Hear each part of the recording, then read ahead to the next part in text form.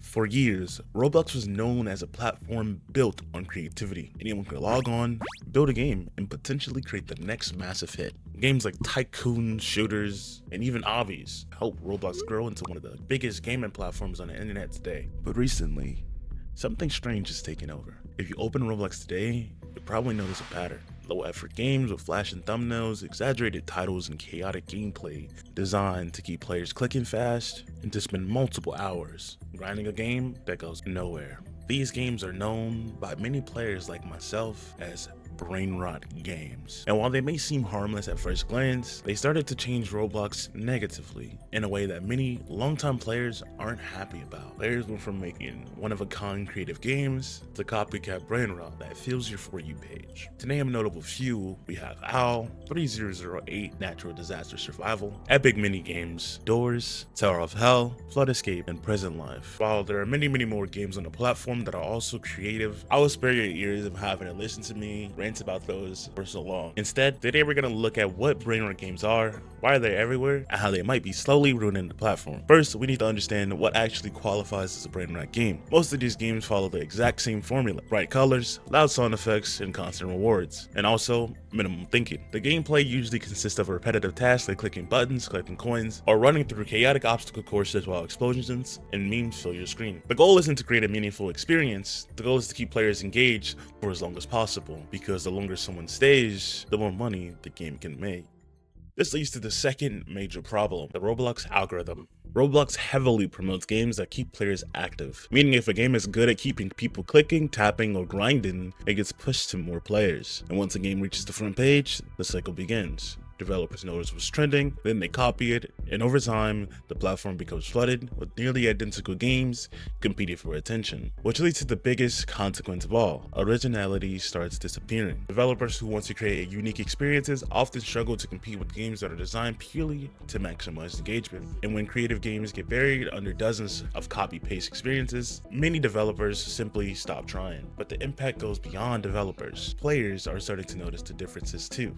Instead of discovering creative new worlds, many users now scroll through pages of nearly identical games with slightly different titles and thumbnails. And for longtime Roblox fans, it feels like the platform is slowly losing the creativity that made it special in the first place. Now, to be clear, not every Roblox game falls into this category. There are still talented developers creating incredible experiences, but the growing dominance of BRAINROT games raises an important question. If the algorithm continues rewarding engagement above all else, what will Roblox look like in the next 5 years? Will it still be a platform built on creativity, or will it become a marketplace of optimized attention traps competing for the next viral trend? If the current trajectory continues, the future of Roblox might look very different from the platform players once loved. The problem isn't that these BRAINROT games exist, but that they might slowly be replacing everything else on the platform. And when that happens, the platform may begin to lose the thing that made it special in the first place. Interestingly enough, this isn't the first time something like this has happened on Roblox. Over the years, the platform has gone through several trends: tycoon games, simulator games, roleplay games, but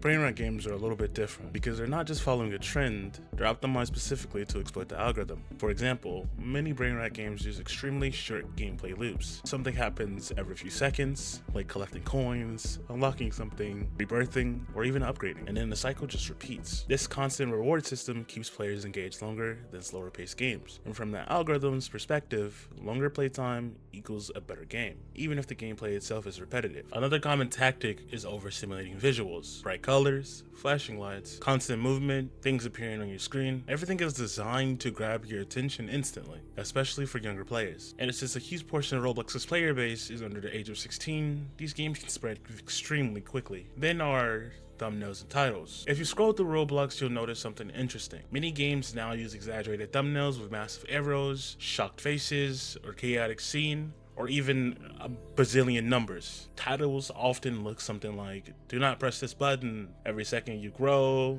offline, escape the BRAINROT obby, only 1% can survive this." These titles aren't meant to explain the game, they're meant to trigger curiosity, because if someone clicks the game, the algorithm counts it as an interest. Now, from a business perspective, this strategy actually makes sense. Roblox developers earn money through Roblox purchases, game passes, developer products, microtransactions. The more players a game has, the more money it can generate. So BrainRot games are making millions of dollars. So naturally, more developers start copying the formula. But this leads to the biggest consequence of all. Originality disappears. Developers who want to create unique experiences often struggle to compete with games that are designed to maximize engagement. A small indie developer might spend months building something creative, but when the game releases, it gets buried under dozens of algorithm-optimized experiences, which can be incredibly discouraging. Now, the big question is Roblox actually being ruined? Not completely. There are still amazing games out there, developers are still creating incredible experiences. The thing is, they're just harder to find.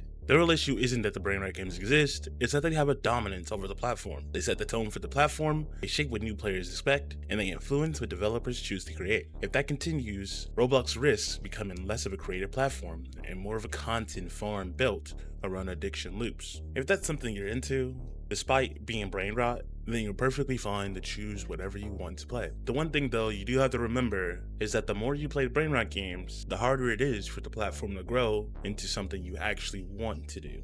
All creative games that you want to play will no longer exist on Roblox the more you play the BrainRot games. But don't be discouraged. I myself have also fallen into the loop of playing BrainRot games to pass the time over, because it was so much harder to find actual good games on the platform than it is to just find a clicking simulator to just AFK in. At the end of the day, BrainRot games aren't popular by accident. They're the result of a system that rewards retention over creativity and profit over passion. And here's the good news. Players do still have a choice. You can still support creative games, spend time on projects that actually try something new, and stop feeding into the cycle of low effort content. But if you go out your way to find something different, something creative, something experimental, something with actual effort behind it, you're voting for the kind of platform Roblox becomes. Every click, every hour you play, every Robux you spend, it all feeds into what rises to the top. So if you want Roblox to feel like it used to, or even better than it used to, then you can't just complain about the BrainRot games and still play them. You have to stop supporting them completely. And I know that's easier said than done, because they're everywhere, they're convenient, they're designed to pull you in, but that's exactly why it matters. Because the future of Roblox isn't just decided on one developer, or one update, or one algorithm change. It's decided by millions of small choices made every single day by players like you and I. So next time you open Roblox, pause for a second. Look at what you're about to click. And ask yourself, is this fun, or is it just something that's just easy? Is it something that I'll remember, or something I'll forget the second I log off? Because the thing is, if enough people start asking those same questions every time they get on Roblox, then Roblox doesn't have to be ruined. It could evolve into something better. And if you enjoyed what I said, feel free to drop a comment and subscribe. And one more thing, and stop feeding into the cycle of low effort content, because the future of Roblox doesn't just depend on developers, it depends on what you choose to play. So next time you open Roblox, ask yourself, are you playing something because it's fun or because it's designed to keep you hooked?